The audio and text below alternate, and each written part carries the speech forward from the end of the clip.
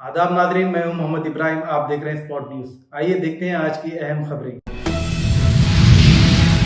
उम्रा वीज़े की 3 महीने की मुद्दत सऊदी अरब वजारत हज की वजाहत। अक्काज़ न्यूज़पेपर के मुताबिक उम्रा वीज़ा 3 महीने के लिए जारी किया जा रहा है।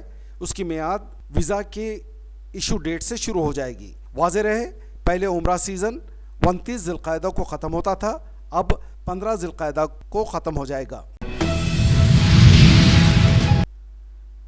इजराइल गज़ा में आर्जी जंग बंदी चाहता है। हमास ओहदेदारों ने बताया कि इजराइल गज़ा पट्टी में फौजी ऑपरेशन दोबारा शुरू करने से पहले अपने यरगमालियों की रिहाई को यकीनी बना सके।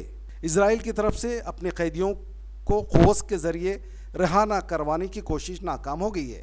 कतर और मसर अमरीका के साथ मिलकर हमास और इजराइल के दरमियान कैदियों के तबादले और जंगबंदी रोकने का किरदार अदा कर रहे हैं।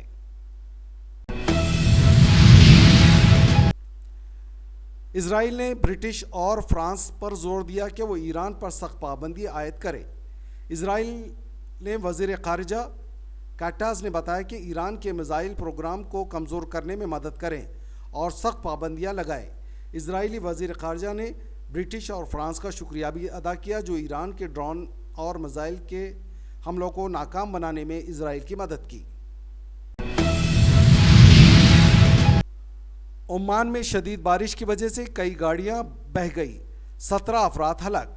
मुसलसल बारिशों में सैलाब की वजह से मामूलात ज़िंदगी ठप होकर रह गई। मुलाजिमों को घरों से काम करने की हिदायत की गई। अरब मीडिया के मुताबिक बारिशों और सैलाब ने ओमान के शुमाल और मशरक़ी इलाकों में बड़े पैमाने पर तबाही मचा दी। गाड़ियां बह जाने की वजह से गाड़ियों से दर्जनों लाशें बरामद हो रही हैं।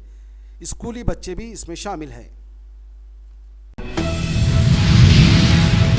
मुल्क में राम राज्य शुरू हो चुका है, कोई इसे रोक नहीं सकता। वजीर दिफा राजनाथ सिंह ने कहा कि राम राज की जड़ें पकड़ना शुरू कर दिया है, कोई उसे हकीकत में बदलने से नहीं रोक सकता।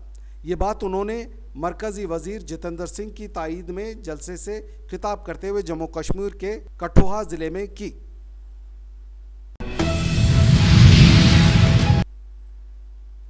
श्रीनगर जहलम में कश्ती उलट गई, बच्चों समेत 6 लोग पानी में डूब गए, कई लापता।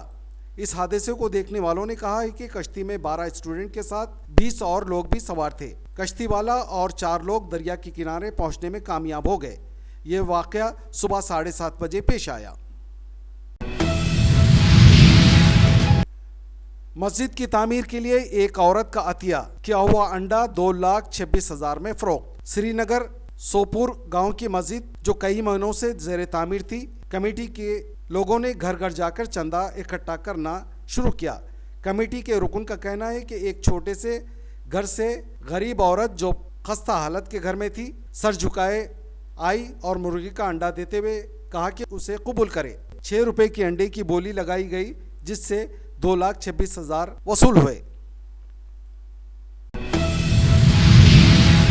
अरविंद केजरीवाल की दरख्वास्त पर ईडी को सुप्रीम कोर्ट का नोटिस, जवाब तलब किया गया। अगली समाअत 29 अप्रैल को, 24 अप्रैल तक जवाब दाखिल करने की हिदायत की। ईडी की जानिब से अदालत के सामने पेश किए गए प्रूफ से जाहिर होता है कि मुलजिम अरविंद केजरीवाल एक्साइज पॉलिसी बनाने की साजिश में इन्वॉल्व थे और हासिल हुए आमदनी का इस्तेमाल और रिश्वत मांगने में भी। जेल में अरविंद केजरीवाल से दहशतगर्द जैसा सुलूक, चीफ मिनिस्टर पंजाब भगवत मान ने ताड़ जेल में अरविंद केजरीवाल से मुलाकात के बाद कही। अरविंद केजरीवाल की बुनियादी सहूलतें नहीं दी जा रही है। जराये का कहना है कि दोनों की मुलाकात जेल के जंगला मुलाकात रूम में हुई, जहां बीच में शीशा की दीवार और दोनों जानिब इंटरकॉम लगा हुआ था। प्रोटोकॉल का ख्याल रखते हुए चीफ मिनिस्टर पंजाब भगवत मान आम मुलाकाती के तौर पर अंदर दाखिल हुए। यूपीएससी 2023 के रिजल्ट्स, 50 मुस्लिम उम्मीदवार कामयाब, गुज़श्ता साल के मुकाबले में बेहतर मुजाहरा।